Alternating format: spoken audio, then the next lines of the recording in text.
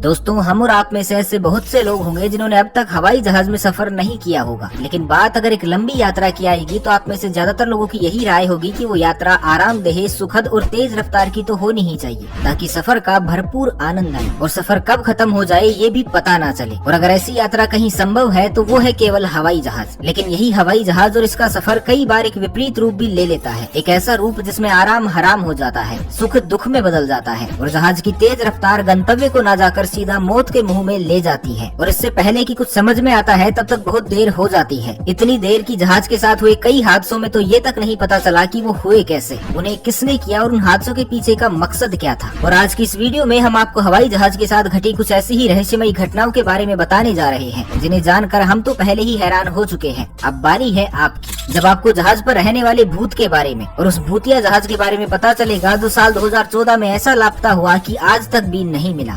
स्टीवर्डेस, ये वही नाम है जिसने कभी अर्जेंटीना और स्पेन के लोगों को इतना डरा दिया था कि लोगों को अपने आसपास की चीजें भी रहस्यमयी लगती थी। एक फ्लाइट अटेंडेंट जिसे अपने काम और शायद अपना जहाज जिस पर वो काम करती थी उससे इतना प्यार था कि जीते जी तो उसने कभी भी फ्लाइट को मिस नहीं किया। और बताया जाता है कि मरने के बाद भी उसने जहाज का साथ नहीं छोड़ा। जी हाँ, सही सोच रहे हैं, वो एक भूत बन गई, जिसे आगे चलकर लोग स्टीवर्डेस के नाम से भी जानते थे। बताया जाता है कि वो महिला एक गंभीर बीमारी का शिकार थी, लेकिन घर पर आराम करने की बजाय वो फिर भी ड्यूटी करती रहती थी। और एक दिन अचानक फ्लाइट के दौरान आसमान की ऊंचाइयों में उस अटेंडेंट की तबीयत खराब हुई और उसकी मौत हो गई। इस घटना को एक साधारण मौत की तरह बताकर एयरलाइन अपना पल्ला झाड़ लिया और सब कुछ पहले जैसा हो गया। लेकिन 2 हफ्तों के बाद जब इस जहाज को सर्विस के लिए ले जाया गया तब इसे ठीक कर रहे 2 सर्विस इंजीनियर्स को जहाज के अंदर किसी के होने का एहसास हुआ, जिसकी परछाई भी उन दोनों ने अपनी आंखों से देखी। लेकिन उस बात को जब उन दोनों ने बाकी के सभी लोगों को बताया तो उन पर किसी ने भी यकीन नहीं किया। लेकिन जब यही बात उस जहाज को उड़ाने वाले पायलट और उस पर सवार यात्रियों ने भी बताई कि उन सभी ने एक महिला अटेंडेंट को जहाज के अंदर देखा है, जो बकायदा यूनिफॉर्म में भी थी, लेकिन उसका अस्तित्व केवल झलकियों भर का था, जो कभी दिखता था और कभी गायब हो जाता था। यही नहीं, ऐसी घटनाएं कई और भी बार हुई जब लोगों ने स्टीवर्ड्स का भूत अपनी आंखों से देखा। और जैसे जैसे ये बात मशहूर होती गई तो वैसे वैसे वो जहाज भी भूतिया होते चला गया। इसका नतीजा ये हुआ कि साल 2001 के आते आते इस जहाज की ये हालत हो गई कि डर के मारे लोग इस पर बैठने तक को मना करने लगे, जिसके चलते इसे उड़ान भरने से रोक दिया गया और इसे अर्जेंटीना के ब्यूइनस एयरीज एयरपोर्ट पर ही छोड़ दिया गया। बताया जाता है कि आज भी स्टीवर्ड्स को लोग अपनी आंखों से देखते हैं। एक खाली जहाज के अंदर फ्लाइट अटेंडेंट का भूत टहलता है। कई बार जहाज से तेज आवाजें आती हैं, तो कई बार लोगों ने यूनिफॉर्म में एक महिला को कुछ इस तरह से चलते हुए भी देखा है, जिसे देखकर ऐसा लगता है मानो कोई महिला अटेंडेंट यात्रियों की सेवा में लगी हो।